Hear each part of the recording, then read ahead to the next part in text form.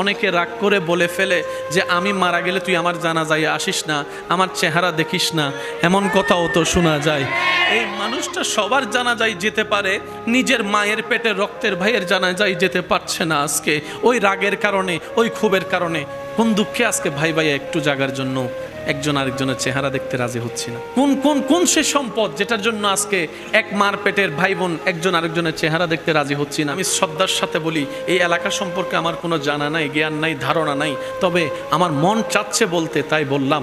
আমরা দুনিয়াতে বেশি দিন তো আর বাঁচবো না, বাঁচবো আর কয়দিন, অর্ধেক হায়াত তো চলে গিয়েছে।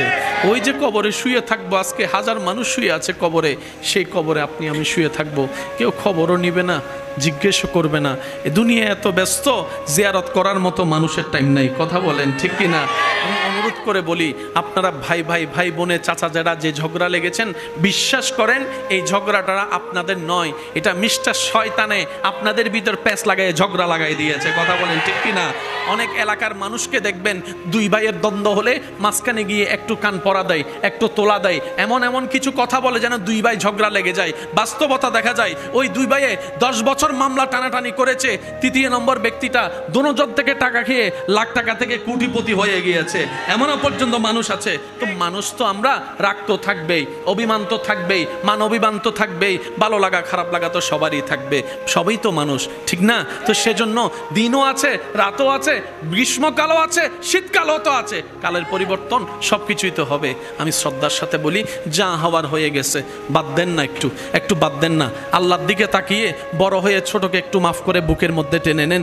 আল্লাহর দিকে তাকিয়ে ছোট হয়ে বড়কে সম্মান করে একটু জড়াই ধরেন না। আপনারা একবার চেষ্টা করেন, আপনারা এইদিকে মিলে যাবেন, রব্বুল আলামিন খুশি হয়ে হয়তো আপনাদের জীবনের গুনাহও মাফ করে দিতে পারে। বিশ্বাস আছে? জোরে বলেন আছে? আর একটু জোরে বলেন আছে? একটা কথা মনে রাখবেন, অশান্তি ভাই ভাইয়ের মধ্যে নয়, অশান্তি জামাই বউয়ের মধ্যে নয়, অশান্তি স্ত্রী স্বামীর মধ্যে নয়, অশান্তি বন্ধু বন্ধুদের মধ্যে নয়, অশান্তি একটা জায়গায়, আল্লাহ নারাজ মানেই অশান্তি। যদি আপনি দেখেন আপনার অশান্তি জীবন, নিজেকে একবার প্রশ্ন করেন, আমি আল্লাহকে নারাজ তো বেশি করি নাই তো, আমি আল্লাহকে বেশি নারাজ করি নাই তো? প্রশ্নটা একবার নিজেকে করবেন। কয়েকটা প্রশ্ন জীবনে হাজার প্রশ্নের উত্তর দেয়, কয়েকটা প্রশ্ন হাজার জীবনের রাস্তাটাকে সহজ করে দেয়। অনুমতি দিলে আমি বলতে পারি, অনুমতি দিলে একবার বলেন সুবহানাল্লাহ। ব্যস্ত সময় থেকে যদি কখনো সময় পান, একাকী থাকবেন, একাকী শোবেন, নিজেকে শুধু 2-3-4টা প্রশ্ন করবেন, কোনো উত্তর দিবেন না, আমি শুধু বলি, আপনারা একটু মনের কান দিয়ে শুনবেন। আচ্ছা, আমাকে পাঠালো কে? কেন পাঠালো? আচ্ছা, আমি কি করছি? কি নিয়ে আল্লাহর সামনে যাব? এই 4টা প্রশ্নের উত্তর যেদিন আপনার ফিল আপ হয়ে যাবে সঠিকভাবে, খুশি মনে, সেদিন থেকে আপনার জীবনে আলো আসা শুরু হয়ে যাবে। কয়টা প্রশ্ন?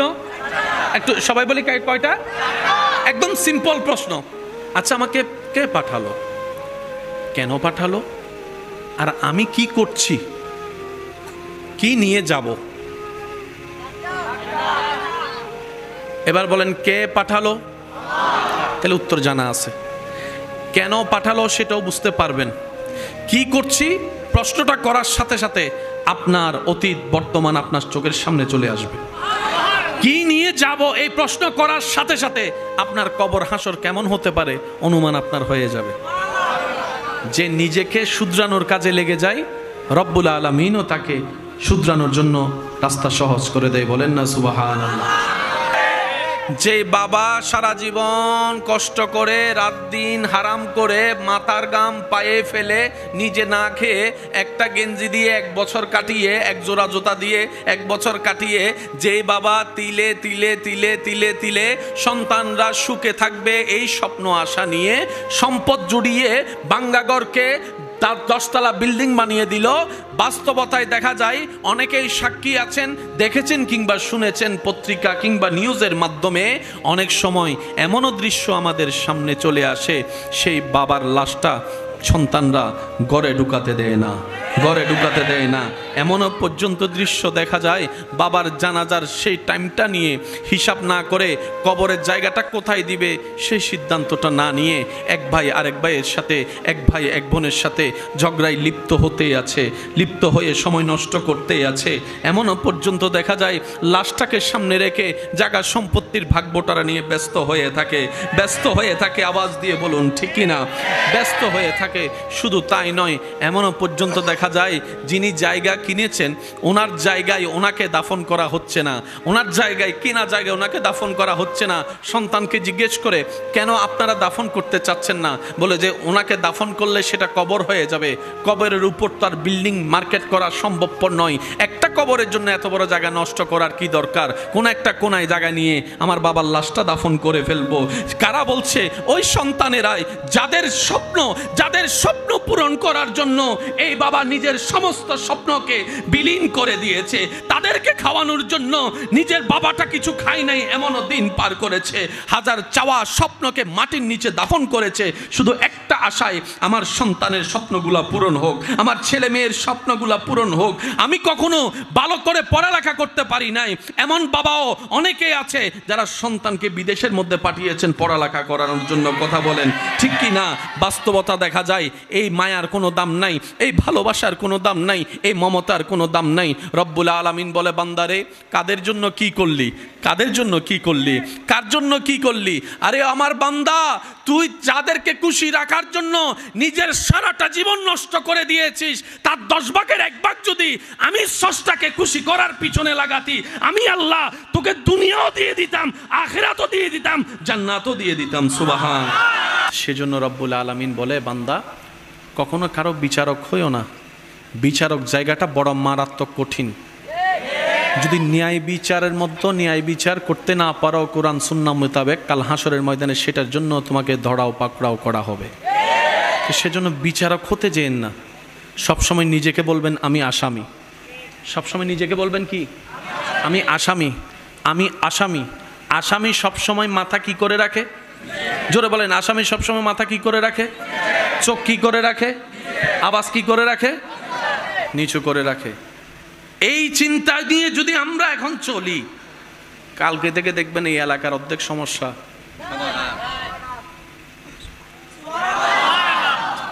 এখানে আমরা অনেকে আছি না, একটা বদভ্যাস, কারো কোনো গোপন কিছু দেখলে শুনলে পাইলে যতক্ষণ 10 জনকে বলতে না পারবো পেটের ভাত হজম হয় না। এই কাজ আল্লাহ পছন্দ করে না। আচ্ছা বলেন, সবার জীবনে দোষ আছে না নাই? আপনার দোষের খবর যদি অন্য কেউ জানে আপনার কেমন লাগবে? এই খারাপ লাগাটা আপনার অন্যের ব্যাপারে আনতে হবে। সেজন্য নবীজি কি বলেছেন? নিজের জন্য যা পছন্দ করো অপরের জন্য সেটাই পছন্দ করিও। সুবহানাল্লাহ। এই একটা হাদিস সারা পৃথিবীকে শান্তি করার জন্য যথেষ্ট। নবী রাহমাতুল লিল আলামিনের ফরমান, হে আমার উম্মত, নিজের জন্য যা পছন্দ করো অপরের জন্য তাই পছন্দ করিও। নিজের জন্য যেটা পছন্দ করো না, অপরের জন্য সেটাও তুমি আশা করিও না, পছন্দ করিও না। অর্থাৎ তুমি যদি চাও তোমার দোষ গোপন থাকুক, তুমি অন্যের দোষ গোপন রেখে তাকে ইজ্জতে থাকার ব্যবস্থা করে দাও। সুবহানাল্লাহ। তুমি যদি চাও অভাবে কেউ তোমাকে খাবার দিক, তুমি আজকে সচ্ছলতায় অন্যকে খাবার দেবার ব্যবস্থা করো। ওই বান্দার রব তোমাকে খাওয়ার ব্যবস্থা করে দিবে। বলেন না সুবহানাল্লাহ। এক কথায় তুমি রবকে খুশি করার নিয়তে রবের সৃষ্টিকে শান্তিতে রাখার চেষ্টা করো। রব্বুল আলামিন খুশি হয়ে তোমার জীবনে শান্তির ব্যবস্থা করে দিবে। সবকিছুর সমাধান ইসলামে আছে না নাই? ইসলামের কাছে যাই নাই, দ্বারস্থ হই নাই, প্রশ্ন করি নাই, শিখতে চাই নাই, নিতে চাই নাই। দোষ আমাদের। সবাই একটু বলেন দোষ। সবাই মিলে বললে আমি খুশি হব। দোষ, দোষ। অথচ আল্লাহ আমাদেরকে নিয়ামতের উপর বড় নিয়ামত দান করেছেন। নবী রাহমাতুল লিল আলামিন, লাকাদ মান্নাল্লাহু আলাল মুমিনিনা ইয বাআসা ফীহিম রাসূলা বলে আল্লাহ উত্তমের চাইতে উত্তম, শ্রেষ্ঠর চাইতে শ্রেষ্ঠ ইমামুল আম্বিয়া রাসূল পাক সাল্লাল্লাহু আলাইহি ওয়াসাল্লামকে আমাদের নবী হিসেবে আল্লাহ দান করে দিয়েছে। যে নবীর সম্পর্কে আল্লাহর এই ফরমান, উসওয়াতুন হাসানা, পৃথিবীতে আর কেউ নাই, আমার নবী মুস্তাফা রাহমাতুল লিল আলামিন। সুবহানাল্লাহ। আর একটু জোরে বলেন না সুবহানাল্লাহ। নবীর চরিত্রের মতো এমন চরিত্রওয়ালা পৃথিবীতে কেউ নাই, নবীর চেহারার মতো সৌন্দর্যওয়ালা সৃষ্টি জগতে কেউ নাই। লাম ইয়াতি নাজিরু কাফি নাজারিন মিসলে তু না শুধু পায়দা জানা। নবীর আওয়াজের মতো এত সুন্দর মিষ্টি আওয়াজ সৃষ্টি জগতে কারো নাই। নবীর হাসি মোবারকের মতো মিষ্টি হাসি পৃথিবীতে আর কারো নাই। এক কথায় সর্বদিকে অনন্য আপনার আমার নবীকে আল্লাহ বানিয়ে দিয়েছেন। সুবহানাল্লাহ। সেই নবীকে একদিন এক দুশমনে আঘাত করেছে, রাগে ক্ষোভে নবীর গালে আঘাত করেছে, নবীর শরীর মোবারকে আঘাত করেছে, গাল মোবারকে আঘাত করেছে। আর আপনার আমার নবী উল্টা তাকে গিয়ে জিজ্ঞেস করছে, আপনি হাতে ব্যথা পান নাই তো? আপনি হাতে আমাকে যে আঘাত করেছেন, মেরেছেন, আপনি হাতে ব্যথা পান নাই তো? উল্টা নবীজি গিয়ে জিজ্ঞেস করছেন। সেই নবীর উম্মত আপনি আমি, সেই নবীর উম্মত। দুনিয়াতে আমাদের আশাটাই এই কারণে যে আমরা একদিন চলেই যাব, চলে যাবার জন্যই কিন্তু আমরা দুনিয়াতে আসছি। আওয়াজ দিয়ে বলুন ঠিক কিনা? যারা আজীবন পৃথিবীতে থেকে যাবেন, মৃত্যুর সম্মুখীন হবার সম্ভাবনা যাদের নেই, তারা আলোচনা মনের কান দিয়ে না শুনলেও হবে। আর যাদের রাস্তা সেই মাটির ঘরে জীবনের সময় পার করা লেখা আছে, থাকতেই হবে, আমরা যেন প্রত্যেকটি শব্দ মনের কান দিয়ে শোনার চেষ্টা করি। বাবা আপনারা বসে যান। জি জি ঠিক।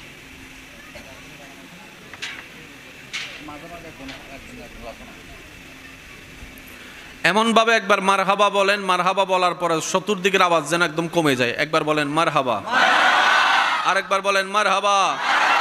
এবার আল্লাহ পাকের জিকির একবার বলেন সুবহানাল্লাহ, আলহামদুলিল্লাহ, লা ইলাহা ইল্লাল্লাহ। এবার বলেন আল্লাহু আকবার। এবার বলেন মারহাবা। আসছি দুনিয়ায় চলে যাবার জন্যই। চলে যাবাটা দুই ধরনের হয়। কয় ধরনের? একটা অশান্তির, একটা শান্তির, একটা বেইজ্জতের, একটা ইজ্জতের, একটা রবের পছন্দের আর একটা রবের অপছন্দের। সফলতা তাদের নামের সাথে যুক্ত হবে, হয়ে যাবে সৃষ্টিকর্তা যিনি সৃষ্টি করে পাঠিয়েছেন, খাওয়াচ্ছেন, খাওয়িয়েছেন, যে সৃষ্টিকর্তার রিজিক খেয়েছি, ওই সৃষ্টিকর্তাকে খুশি করে যে কবরে যেতে পারে, সফলতা তার নামের সাথে যুক্ত হয়ে যায়। আমরা যারা এখানে আছি, কখন ডাক আসে বলা যায়। আজকে থেকে 20-30 বছর আগেও মানুষের মাথায় একটা কনসেপ্ট ছিল, মরার আগে দাড়ি তো সাদা হবে আস্তে আস্তে, মোটামুটি অসুস্থ হয়ে ঘরে বিছানায় শুয়ের পর তারপরে না মরণ। কিন্তু ইদানিং কালে এসে মরণের ডেফিনেশনটাই পুরো চেঞ্জ হয়ে গিয়েছে। সাদা দাড়িওয়ালা দাদার বয়সী, নানার বয়সী মুরব্বীগুলা রাস্তায় হাঁটছে সুস্থ শরীর নিয়ে, আর নাতি হোন্ডা চালাতে গিয়ে অ্যাক্সিডেন্ট করে জানাজার খাটিয়েতে শুয়ে আছে। আগে মানুষ মনে করত বয়স হলে মরণ আসে। আমার মুরব্বীরা হয়তো আমার সাথে একমত হবেন। আগে মানুষ মারা যায়, কোনো ঘরে মানুষ মারা গেলে সাকারাত চললে পুরো এলাকা খবর হয়ে যেত, অমুক ঘরে সাকারাত চলছে। কেউ যেত পানি দিত, কেউ পাশে বসে কোরআন তেলাওয়াত করত। সবার চোখের সামনেই আস্তে আস্তে খোলা চোখ বন্ধ হয়ে যেত, চলন্ত নিঃশ্বাস বন্ধ হয়ে যেত। এখন সেই দৃশ্য তেমন দেখা যায় না। এখন হঠাৎ হঠাৎ হঠাৎ হঠাৎ হয়তো এইভাবে, না হয় সেইভাবে। তো বুদ্ধিমান কারা? বুদ্ধিমান সেই সমস্ত ব্যক্তিরা যারা ওই চিরসত্য বাস্তবতাকে সামনে রেখে দুনিয়ার জীবনের হাজারো শয়তানের সৃষ্টি করা চাওয়াকে ব্রেক লাগিয়ে রবের সন্তুষ্টির জন্য কাজ করতে পারে, রবকে সন্তুষ্টি করে কবরের পথে যাত্রা করতে পারে। রবের দয়ায় তারাই সন্তুষ্টি হয়ে তাদেরকে রব্বুল আলামিন দয়া করে সফলতা দান করেন। সুবহান। এমন সফলতা দান করেন, উনি জীবনে যা কিছু রবের জন্য ছেড়ে দিয়েছেন ওই নিয়ামতগুলার ওনাকে তো দেন তার চাইতে 1000 গুণ বেশি করে দুনিয়াতে এবং আখেরাতে। যদি দুনিয়াতে উনি নেওয়ার সময় না পায় সেই হায়াত, আল্লাহ তাআলা ওনার সেই বংশ পরম্পরায় সেই নিয়ামতটুকু দান করে দেন। সুবহান। যার লেনদেন রবের সাথে সে কখনো লসে থাকে না। জোরে জোরে জোরে। যার লেনদেন রবের সাথে সে কখনো লসের কোটায় থাকে না, বরং কল্পনার চাইতেও বেশি লাভ আল্লাহ তাকে দান করে। জান্নাত যে নামটুকু আমরা শুনি, জান্নাতি শব্দের, জান্নাত শব্দের সবচাইতে ছোট যে জান্নাত, সবচাইতে ছোট যে কামরা, এই পৃথিবী সমান 10টা পৃথিবী এক জায়গায় করলেও জান্নাতের ছোট্ট একটা রুমের পরিমাণ হবে না। আর একটু জোরে বলি না সুবহানাল্লাহ। যেই শান্তির তালাশে আপনি আমি পাগল পারা হয়ে যাচ্ছি, যে প্রশান্তি খোঁজার জন্য দিন রাত পাগল হয়ে যাচ্ছি, যে সুখে থাকার জন্য হালাল হারাম বাজ বিবেচনা না করে যেমন তেমন ভাবে ইনকাম করে পরিবার চালানোর চেষ্টা করছি, মাটির ঘরটাকে দালান বানানোর চেষ্টা করছি, সুখের আশা চিন্তা করে হয়তো মাটির ঘরে সুখটা পাচ্ছি না, 4তলা বিল্ডিং হলে বুঝি সুখটা চলে আসবে, রুমে এসিটা লাগালে হলে হতো রুমের মধ্যে ঠান্ডা শীতল বাতাসের কারণে রাতের ঘুমটা একটু ভালো হবে। এই ধারণা যারা করছি আমরা, করেছি আমরা, বাস্তবতায় দেখা যায় বিল্ডিং আছে শান্তি নাই, এসি আছে শান্তি নাই, টাকার কোনো অভাব নাই, শান্তিও নাই, প্রশান্তিও নাই। পাগল পারা হয়ে দিক বেদিক ঘুরে একটু শান্তির আশায়, একটু শান্তির আশায় কোথাও গিয়ে সেই শান্তির খোঁজ পাওয়া তো মিলেই না, বরং দিন দিন অন্তর আরও অস্থিরতার দিকে চলে যাচ্ছে। আপনি একটু খেয়াল করে দেখেন, আগের যুগের মানুষের তুলনায় আমাদের বর্তমান সালের মানুষের মধ্যে একটু খেয়াল করলে দেখবেন আমাদের ধৈর্য শক্তি কমে যাচ্ছে, আমাদের সহ্য শক্তি কমে যাচ্ছে, আমাদের লজ্জা কমে যাচ্ছে, আমাদের হায়া কমে যাচ্ছে, আমাদের সহ্য করা কমে যাচ্ছে। আগে বড় কথা শুনেও মানুষ চুপ করে লজ্জা পেয়ে সামাজিকতা রক্ষা করে কথা ঝগড়া না বলে পিছনে চলে আসতো, আর এখন কেউ না কারো মাধ্যমে শোনা সেই মিথ্যা কথাটাকেও সত্য মনে করে আপন ভাই ভাইয়ের সাথে যুদ্ধের মধ্যে লেগে যাচ্ছে। কথা বলেন ঠিক কি না? সহ্য কমে গিয়েছে, ধৈর্য কমে গিয়েছে, এক কথায় শান্তি। বলেন না সবাই শান্তি, আরো জোরে বলেন শান্তি।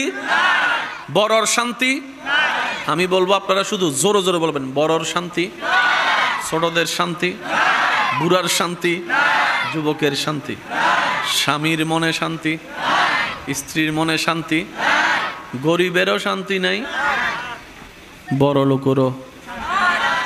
সবাই অশান্তির জগতে বসবাস করছি। জোরে বলেন ঠিক কিনা? সবাই অশান্তির জগতে বসবাস করছি, ঠিক কিনা? শান্তি আছে কোথায়? একটু যদি খেয়াল করে দেখলেই দেখবেন যাই নামাজে সিজদায় মাথা ঝুঁকালে শান্তি লাগে। সুবহানাল্লাহ জোরে বলি। মসজিদে সিজদা রবের দরবারে দিলে শান্তি লাগে, কোরআন তেলাওয়াত শুনলে শান্তি লাগে, কোরআন তেলাওয়াত শুনতে পড়তে দেখতে কোরআন শান্তি লাগে, কোরআনটাকে বুকে জড়াই ধরলে অশান্ত মনে শান্তি লাগে। সুবহানাল্লাহ। অশান্ত মনে শান্তি লাগে, মা বাবার চেহারার মধ্যে হাসি দেখলে শান্তি লাগে, শান্তি লাগে, দুঃখী মানুষের মুখে হাসি ফুটাতে দেখলে শান্তি লাগে, এতিম সন্তানের মাথায় হাত বুলিয়ে তার হাতটাকে শক্ত করে ধরে আশ্বস্ততার বর্ষা দিতে দেখলে শান্তি লাগে, গর্ত পড়ে মানুষটাকে টেনে তুলতে দেখলে, তার চেহারার হাসি দেখলে শান্তি লাগে। শান্তি আসলে যেখানে আমরা খুঁজেছি সেখানে শান্তি নেই, শান্তি আসে রবের দরবার থেকে। আর রব্বুল আলামিন বলে, তুমি আমাকে খুশি করো, আমি তোমাকে খুশি করে দিব, আমি তোমাকে খুশি করে দিব, আমি তোমাকে রাজি করে দিব, আমি তোমাকে শান্তি করে দিব। ও আমার বান্দা, তুমি অন্যকে খুশি না করে, তোমার নফসকে খুশি না করে, শয়তানকে খুশি না করে যদি আমি রবকে খুশি করতে পারো, যদি আমি রবকে খুশি করতে পারো, আমি আল্লাহ ওয়াদা করলাম, আমি আল্লাহ কথা দিলাম, তোমার অন্তরে শান্তির ব্যবস্থা করে দিব। সুবহানাল্লাহ। আর একটু জোরে বলি সুবহানাল্লাহ। আমার পূর্বে আমার ছোট্ট কচি সে ভাইটা কোরআন তেলাওয়াতে সে আয়াতটাই বলেছেন যেটার থেকে আমি শুরু করছি। আর একটু জোরে। আমার ভাইজান হাফেজে কোরআন, কোথায় উনি? ওই উনি কোথায়? কে আপনি নি তেলাওয়াত করছেন? কে? আচ্ছা থাক থাক। হুয়াল্লাযী আনজালাস সাকিনাতা, উনি বলছেন যে আয়াতটুকু তেলাওয়াত সেটার তাশরীহ করার চেষ্টা করেছি অল্প জ্ঞানে। শান্তি কোথাও? সবাই বলেন শান্তি কোথাও? পার্কে শান্তি, রেস্টুরেন্টে শান্তি, ডাইনে বামে শান্তি, ঘরে আসলে শান্তি, বাইরে বাইরের দুশ্মন, ঘরে ঘরের দুশ্মন। বলেন না বলেন না বলেন না। বাইরে গেলে তাদের লগে লাগে, ঘরে আসলে বউয়ের লগে লাগে। বেচারা যাবে কই? ওই যে কথা বলে না, বেচারা যাবে কই? শান্তি কিছু বলবেন? শান্তি কোথাও? রব বলে যে বান্দা আমার কাছে যতক্ষণ আসবি না শান্তি পাবি না। সুবহানাল্লাহ বলেন না।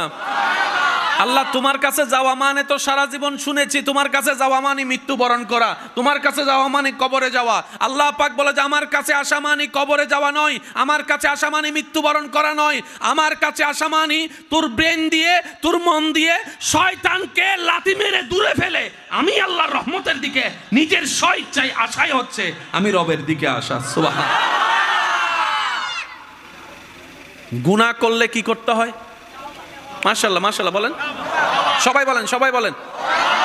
তওবা মানে কি? তওবা মানে হচ্ছে রবকে ছেড়ে ভুল পথে চলতে চলতে অনেক দূর চলে গেলাম, গুনার পাহাড় বানিয়ে ফেললাম।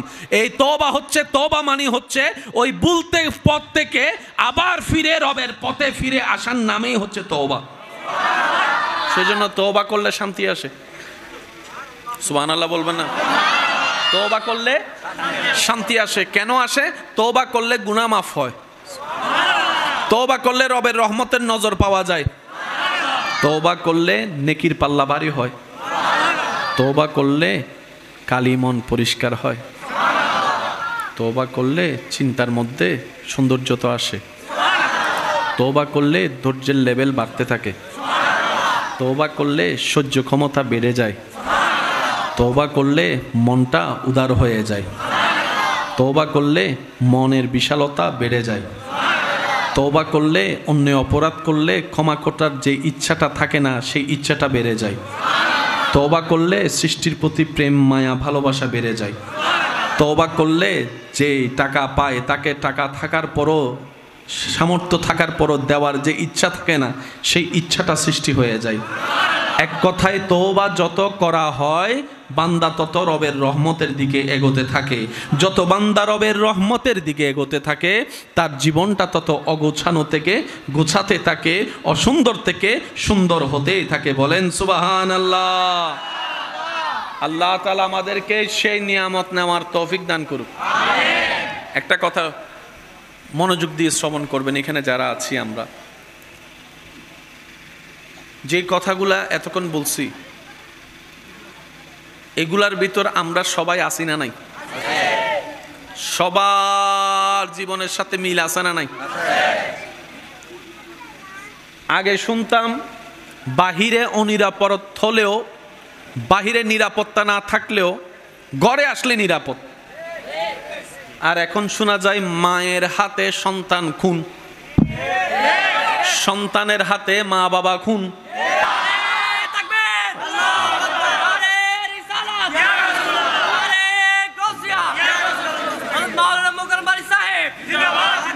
উচ্চ আওয়াজ একবার বলেন না সুবহানাল্লাহ।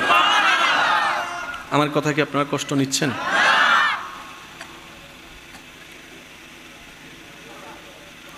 রিজিক তালাশের জন্য, সম্পদ কামানোর জন্য,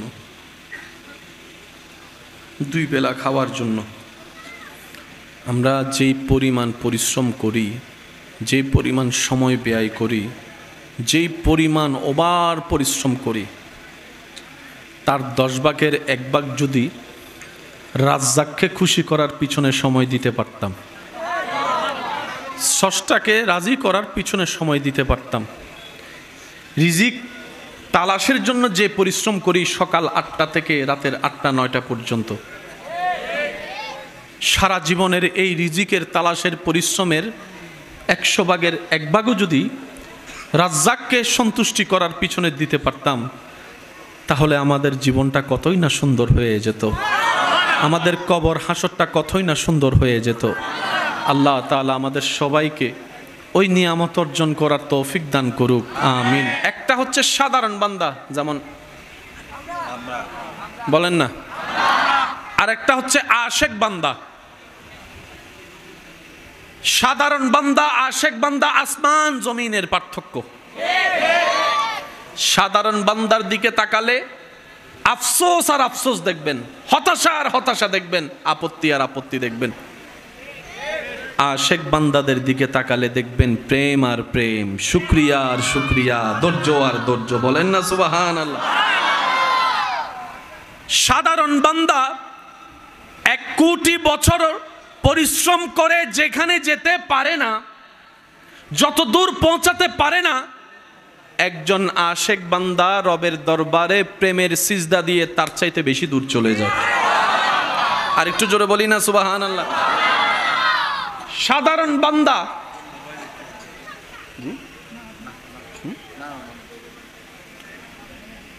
কষ্ট হচ্ছে ভাই আপনাদের, যারা দাঁড়িয়ে আছেন আপনাদের কষ্ট হচ্ছে মনে না ভাই? বেশিক্ষণ না, আমি আপনাদেরকে অল্প কিছুক্ষণ পরে ইনশাল্লাহ আমি বিদায় নিচ্ছি আপনাদের থেকে, কষ্ট নিয়েন না। সাধারণ বান্দা যারা আগুন দেখলেও ভয় পায়, আগুন যাদেরকে দেখলে ভয় দেখায়, সাধারণ বান্দা।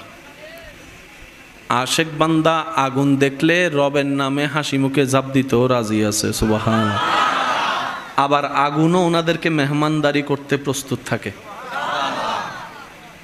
সবার অন্তরে কোনো না কোনো একটা ভয় কাজ করে না ভাই? বলেন না।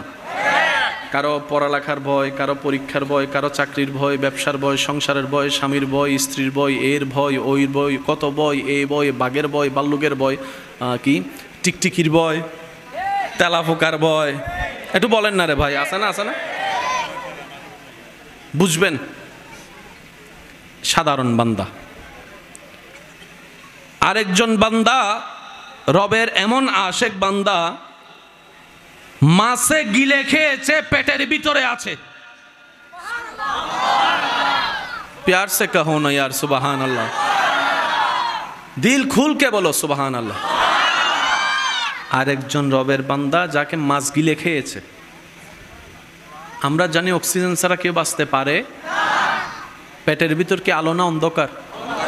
ওনাকে মাছে গিলে খেয়ে আলো থেকে অন্ধকারে নিয়ে গিয়েছে, চেহারার মধ্যে কোনো পেরেশানি নেই, সেখানে বসে বসেও রবের জিকির করছে, রবের জিকির করছে, লা ইলাহা ইল্লা আনতা সুবহানাকা ইন্নী কুনতু মিনাজ জালিমিন। জগৎ বলে বাহিরে করেছেন, অন্ধকারও করছেন, আপনার কি মানুষ হিসেবে বিন্দু পরিমাণ ভয় লাগে না? বলে যে ভয়টা হয়তো কী জিনিস সেটাই তো বুঝি না, ভয় তো কোনো অনুভবই হয় না, লাগবে তো লাগবে কি সেটাই তো বুঝি না, কারণ ভয় তো চিনিই না, ভয় তো বুঝিই না। ইব্রাহিম নবী আল্লাহর আশেক বান্দা, আগুন সামনে প্রস্তুত আছে, সবাই ওনার টেনশনে চেহারা মলিন করে আছে, আর ইব্রাহিম নবীর চেহারায় কোনো পেরেশানি নাই, কোনো মুশকিলের চিহ্ন নাই, কোনো চেহারার মধ্যে কান্নাকাটি নাই, অনুনয় বিনিময়, ভাই আমাকে ছেড়ে দাও, আমি ভুল করছি, মাফ করে দাও, তোমার কথা মেনে নিয়েছি, এরকম কোনো শব্দ শোনা যাচ্ছে না। সবাই ইব্রাহিম নবীকে জিজ্ঞেস করছে, আমরা আগুন দেখলে 10 মাইল দূরে পালাই যাই, আর আপনি আগুনের সামনে আছেন, আপনাকে একটু পরে ফেলা হবে, আপনার কি একটু ভয় লাগে না? বলে যে ভয় কী জিনিস সেটাই তো বুঝি না, ভয় কী জিনিস সেটাই তো বুঝি না, ভয় পাবো তো পাবো কিভাবে? আমি আগুনকে তো ভয় আমার অন্তরে অনুভব হচ্ছে না। বাবা হয়ে সন্তানের গলায় ছুরি রেখে দিল ইসমাইল আলাইহিস সালাম। ছুরি দেখলে তো সবার অন্তরে ভয় লাগে, আর ছুরিটা যদি গলার উপরে হয় তাহলে তো ভয়ের লেভেল আরও বেড়ে যাবে, অনেকে তো ভয়ে স্ট্রোক পর্যন্ত করে ফেলতে পারে। কিন্তু ইসমাইল নবীর চেহারার মধ্যে কোনো ভয় নাই, হযরত ইব্রাহিম নবীর চেহারার মধ্যে কোনো ভয় নাই। বাবা হয়ে যে সন্তানের গলার মধ্যে ছুরিটা রাখলো, এই ভয়টা পায় না কেন ওনারা? ইমাম হুসাইন কারবালার জমিনে চলে চলে গিয়েছেন, সংখ্যা কম কিন্তু ভয় নাই, তলোয়ার কম কিন্তু ভয় নাই, যুদ্ধ সামগ্রী কম কিন্তু ভয় নাই। ভয় ছাড়া ওনাদের জীবনটা এমন কোন, তখন কিতাব উত্তর দেয়, যারা স্রষ্টাকে ভয় পাওয়া শুরু করে, যাদের অন্তরে সৃষ্টিকর্তার ভয় চলে আসে, সৃষ্টি তাদেরকে আর ভয় দেখাইতে পারে না। বলেন না সুবহানাল্লাহ, আল্লাহু আকবার।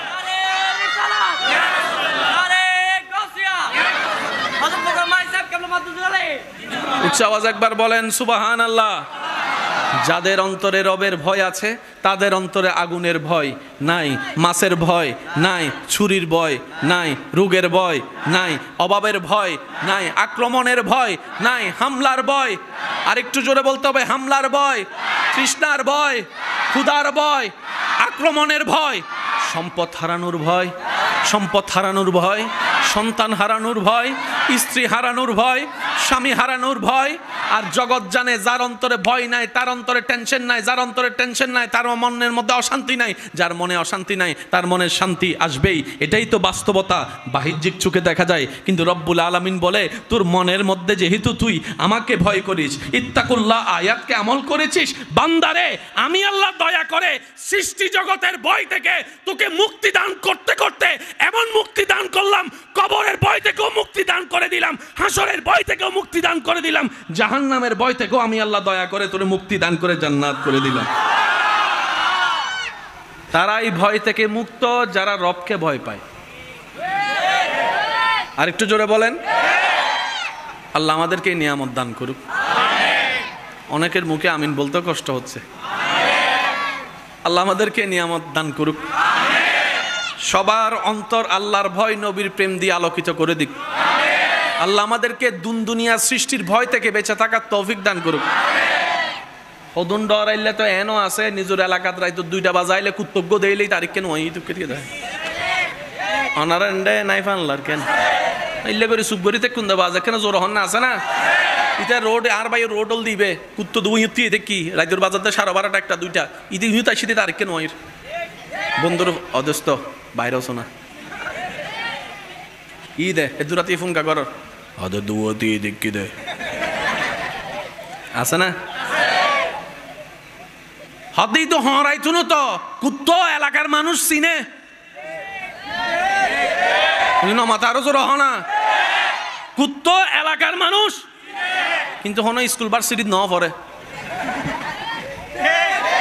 হন স্কুল ভার্সিটিত ন পড়ে কিন্তু এলাকার মানুষ শুধু চিনে দান এলাকার মানুষের হোঁস বহু চিনে কুত্তর নাকিবে বহুত দূরত্ব হাম করে মাথা না বাজ আর পুলিশ আর্মি কলতন কিছু কুত্ত তাহে না বিভিন্ন জায়গায় চেক আপ করি বেলা কুত্ত লই যায় না কোন তো বাজি লাখ লাখ টিয়ার কুত্ত এরি মানে এক্সপার্ট ওয়ালা জিল্লব কুত্ত তো কুত্তই হইতাম আবার কুত্ত মানিবে যদি এখন হাডিয়েরা ফেসবুকত দ হব তো মোকারম বাড়ি হুজুর গাইল দিয়ে দে কিন্তু আর সিডেঙ্গে বাসা কিন্তু বুঝান পড়িব ভাই এক দেশের বলি 5 জন সিডেঙ্গে আছে আর কোন রোহিঙ্গা ফানলার ওয়াকা জোর হনা এক দেশের গালি আরেক দেশের স্বাভাবিক কথা এতাল দোষ ধরনের দরহার ওরা তুই আইসো না কুত্ত কিছু করতো না আয় জানি ইতে কিছু করতো নি তাহলে ডেলি 3 বার দেখে কিন্তু ইতে চেয়ারা দিলে আর বুট বুট বুট বুট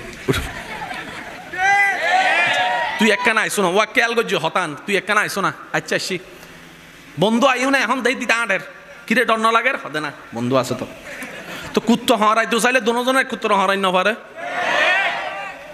তুই জিললে এহালা তাই ডরর তোর বন্ধুই তো তুই ছাড়া এহালা তোর তোর সাহস হলে বন্ধু বন্ধু হতে না ইতে আছে ইটা হতে ইতে আছে কুত্তায় হতে দেখি তাই আছি ও মাথা না বাজি হয় না নয় আর কেন জোর হ না যারার অন্তরম বিধি আল্লাহর ডর নাই বেগুনের ডরই তার গভীর রাত হিজরতের রাত আমি অনুরোধ করব যারা প্রেমিকরা বসেছেন ওই যে বললাম আশেক ওই আশেকের আওয়াজে বলেন সুবহানাল্লাহ আল্লাহ হুকুম দিলেন আপনার আমার নবীকে আল্লাহ তাআলা হুকুম দিলেন আমাদের নবীকে হাবিব মক্কা থেকে হিজরত করেন মদিনায় চলে যান রাতের গুট গুট অন্ধকার ইমামুল আম্বিয়া, রাহাতাল আশিকিন, শফিউল মুজনবিন, গুনাহগার উম্মতের কান্ডারি নবী, আল্লাহর হাবিব নবী রাহমাতুল্লিল আলামিন। সাথে আছেন সিদ্দিকে আকবর। চারদিকে বলেন, চারদিকে, আবার চতুর্দিকে কাফেরদের উপদ্রব, হত্যা করার প্ল্যানিং, হামলা করার চেষ্টা।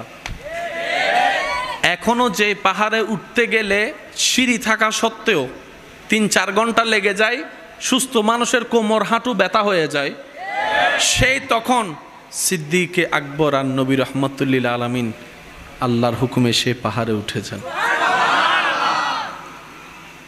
চেহারায় কোনো পেরেশানি করে বলি, চেহারায় কোনো ভয়, খাবার কোনো টেনশন, হামলার কোনো ভয়। জগৎ বলে, ও সিদ্দিক আকবর, এত বড় জিম্মাদারি নিয়ে আপনি একা পথ চললেন, রাহমাতুল্লিল আলামিনকে সাথে নিয়ে ওনার খেদমতে গোলামির মধ্যে দিয়ে যাচ্ছেন আপনি। এত বড় জিম্মাদারি কি আজকে কিছু হলে তো আপনাকে জবাবদিহি করতে হবে। সিদ্দিক আকবর বলে যে অন্যদিন কিছু হলো হতে পারে, আজকে কিছু হবে না, আজকে কিছু হবে না। অন্যদিন হলে হতে, কিন্তু আজকের দিনে কিছু হবে না। ও সিদ্দিক আকবর কেন? বলে যে রব্বুল আলামিন নবীকে ওহী নাজিল করে দিয়েছেন হিজরত করে মদিনায় যাওয়ার জন্য। যতক্ষণ মদিনায় যাওয়া হবে না ততক্ষণ কিচ্ছু হবে না, জানা হয়ে গেছে। তাওয়াক্কুল, ঈমান। সেই আল্লাহ বলছেন আপনাকে, আমাকে, আমাদের সবাইকে, বান্দা প্রতিটা সৃষ্টি রিজিকের দায়িত্ব আমি আল্লাহর। আরেকটু জোর হবে। সে আল্লাহ বলছেন, হে আমার বান্দা, তোদের রিজিকের দায়িত্ব আমি আল্লাহর। এটা আমি নিয়েছি, আমি রাখছি আমার হাতে। সুতরাং তুই টেনশন করার কোনো দরকার। এই বুঝটা যদি আমরা বুঝে ফেলতাম, আজকে 2 নম্বরই করার প্রয়োজন হতো না। একটু জোরে বলেন না। এই বিশ্বাসটা যদি একবার মনে বসাই ফেলতে পারতাম, আরে আমি খাবার নিয়ে চিন্তা করছি কেন? কালকের খাবার নিয়ে। আমার রব তো সেই রব, মায়ের পেটে পানির ভিতরেও আমার রব আমাকে খাওয়াইয়েছেন। আমার রব আছে তো। জোরে জোরে জোরে সবাই মিলে বলেন, রব আছে, রব আছে, দিতে পারে, দিতে পারে। এই তাওয়াক্কুলটা যদি আমরা করতে পারি, আল্লাহ আছে তো। আল্লাহ পাক বলে যে আমার বান্দা যেহেতু বলছে আমি আসি, আমি তার বিশ্বাস ভাঙতে দিব না, বিশ্বাস দুর্বল হতে দিব না। আমি আল্লাহ তাকে প্রতিটা মুহূর্তে মুহূর্তে আমি রবের দয়া যে তার সাথে রেখেছি সেটা আমি বুঝাই দিয়েই দিব। সুবহান। কম বেশি সবার জীবনে হঠাৎ করে টাকার প্রয়োজন হয়েছে কি হয় নাই? সে তারিখ, সে সন, সেবার কি এখন আছে? সমস্যাটা আছে? কোনো না কোনোভাবে কিন্তু আল্লাহ ব্যবস্থা ঠিকই করে দিয়েছিল। আজকে একটা কথা মাথায় রাখবেন, আমি সবার উদ্দেশ্য বলছি, আল্লাহ সবাইকে দেন, কোনো সন্দেহ নাই, সবাইকে দেন, কিন্তু মাঝখানে একটু সময় পরীক্ষা করে দেন কিন্তু আল্লাহই। আল্লাহ শুধু দেখতে চাই কে হতাশ না হয়ে আমার রহমতের দিকে তাকাই থাকে। আমি দিয়েছি তখন তো পেট ভরে খাইছে, দেখি আমি না দিলে আমার বান্দা কি করে। আল্লাহ দেখতে চাই পাওয়ার পরে আলহামদুলিল্লাহ বলনে ওয়ালা কে কে না পাওয়ার পরও আলহামদুলিল্লাহ বলে, আল্লাহ তাদের চেহারা দেখতে চায়। আল্লাহ দেখতে চায় কোন কোন বান্দা আল্লাহর হুকুমের অপেক্ষা করে ধৈর্য ধরে বসে থাকে, আল্লাহ তাদেরকে দেখতে চাই। দেয় কিন্তু আল্লাহই। এই পর্যন্ত আপনাদের যত জীবনে অভাব হয়েছে, প্রবলেম হয়েছে, একটু খেয়াল করে দেখেন, ওই প্রবলেমটা কোনো না কোনোভাবে আল্লাহ সলভ করে দিয়েছেন, সমাধান করে দিয়েছেন, টাকার ব্যবস্থা করে দিয়েছেন। রব বলে যে আমি আছি তো। সুবহানাল্লাহ, একটু জোরে। রব বলে যে আমি আছি তো বান্দা, তোর টেনশন করস কেন? তো টেনশন কাদের হয় জানেন? যাদের সাথে রবের কানেকশনটা মজবুত হতে পারে নাই আমাদের, তাদের আমাদের টেনশন হয়। যাদের সম্পর্কটা রবের রহমতের সাথে শক্তপোক্তভাবে জোড়া লেগে গিয়েছে। আগুনের সামনে থেকেও তারা মুস্কি হাসি হাসতে জেনেছে। সুবহান।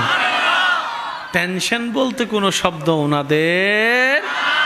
আল্লাহ পাক আমাদেরকে সেই নিয়ামত অর্জন করার তৌফিক দান করুক। মন খুলে বলেন না আমিন। আল্লাহ পাক আমাদের সবাইকে রবের প্রিয় বান্দা হয়ে কবরে যাওয়ার তৌফিক দান করুক।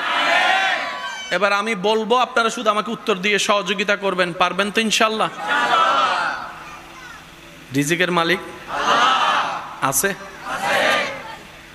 জ্ঞান দেওয়ার মালিক আছে? বিপদ থেকে মুক্তি করার মালিক আছে? মাশাআল্লাহ। সন্তান দেওয়ার মালিক আল্লাহ আছে? মাশাআল্লাহ। সুস্থতা দেওয়ার মালিক আছে? আছে? দেখে শুনে জানে দিতে পারে দিতে পারে দিতে পারে। এই বুঝটা বুঝে এখনই মনের মধ্যে বলেন, আজকে থেকে আমার জীবন নিয়ে অতীত বর্তমান ভবিষ্যৎ নিয়ে কোনো চাওয়া নাই, কোনো পাওয়া নাই, কোনো ইচ্ছা নাই, কোনো স্বপ্ন নাই, কোনো আপত্তি নাই, কোনো আফসোস নাই, কোনো হা হুতাশ নাই। আজকে থেকে আমি আমার মন আমার ব্রেন থেকে বলতে শুরু করলাম, পাইলেও আলহামদুলিল্লাহ, না পাইলেও আলহামদুলিল্লাহ, মন মতো হলেও আলহামদুলিল্লাহ, মন মতো না হলেও আলহামদুলিল্লাহ। আমার চাওয়া যদি পূরণ হয়, আমি আজকে থেকে যদি একবার আলহামদুলিল্লাহ বলি, রবের দরবারে একটা বার যদি শুকরিয়ার সিজদা দিই, আজকে থেকে আমার মন মতো কোনো কিছু না হলে আমি ডবল সিজদা দিব, ডবল শুকরিয়া করব। জগৎ আপনাকে জিজ্ঞেস করবে, তুই কি বেটা পাগল হয়ে গিয়েছিস? চাইলি একটা, রব দিল আর একটা, তুই এতে খুশি কেন হয়ে গেলি? আপনি আশেক হয়ে উত্তর দিবেন, প্রেমিক হয়ে সেই দিন উত্তর দিবেন, যেটা পূরণ হয়েছে সেটা আমার চাওয়া ছিল, আর যেটা পূরণ হয়নি দিয়েছেন রব, সেটা রবের চাওয়া ছিল, রবের চাওয়া ছিল। আরে আমার সমস্ত কিছু তো আমার রবের নামে কোরবান। আমার রব যেটাতে খুশি, আমি বান্দাও আজকে থেকে সেটাতে খুশি। সুবহান। তখন আপনাকে রব এমন ভাবে দিবে, রাখতেও পারবেন না। সুবহানাল্লাহ। মন খুলে বলা যাবে সুবহানাল্লাহ। আচ্ছা, এবার আসেন, আমার জীবনে গুনাহ বেশি, সওয়াবের চাইতে গুনাহ বেশি। কার কার জীবনে গুনাহ বেশি? হাত তোলেন, হাত তোলেন, হাত তোলেন। এবার হাত নামান। যে গুনাহগার সে অপরাধী, যে অপরাধী সে আসামি, আর যে আসামি সে কখনো অন্যের বিচারক হতে, আশা করি বুঝাতে পারবো। যে নিজে আসামি সে অন্যের সামনে বিচারক হয়ে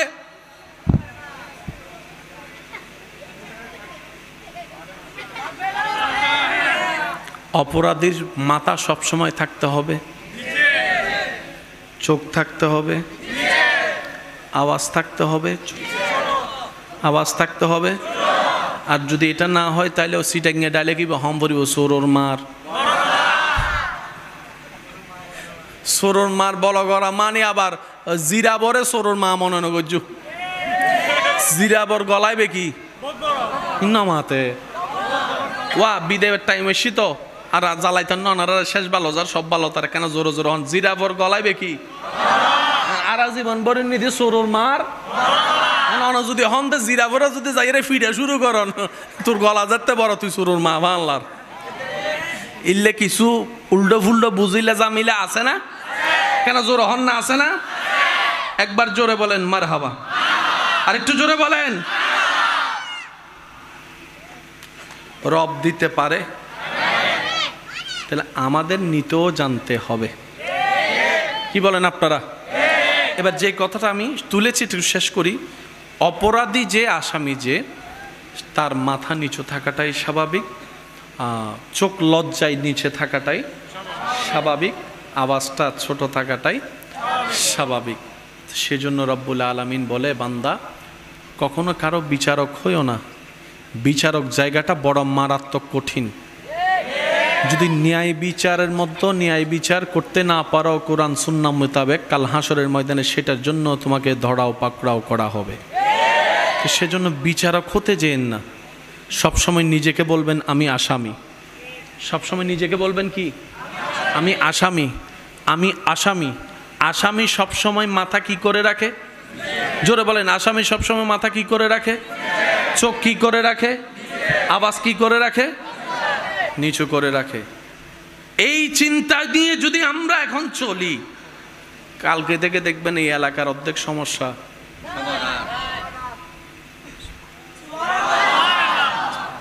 এখানে আমরা অনেকে আছি না, একটা বদ অভ্যাস, কারো কোনো গোপন কিছু দেখলে শুনলে পাইলে যতক্ষণ 10 জনকে বলতে না পারবো পেটের ভাত হজম হয় না। এই কাজ আল্লাহ পছন্দ করে না। আচ্ছা বলেন, সবার জীবনে দোষ আছে না নাই? আপনার দোষের খবর যদি অন্য কেউ জানে আপনার কেমন লাগবে? এই খারাপ লাগাটা আপনার অন্যের ব্যাপারে আনতে হবে। সেজন্য নবীজি কি বলেছেন?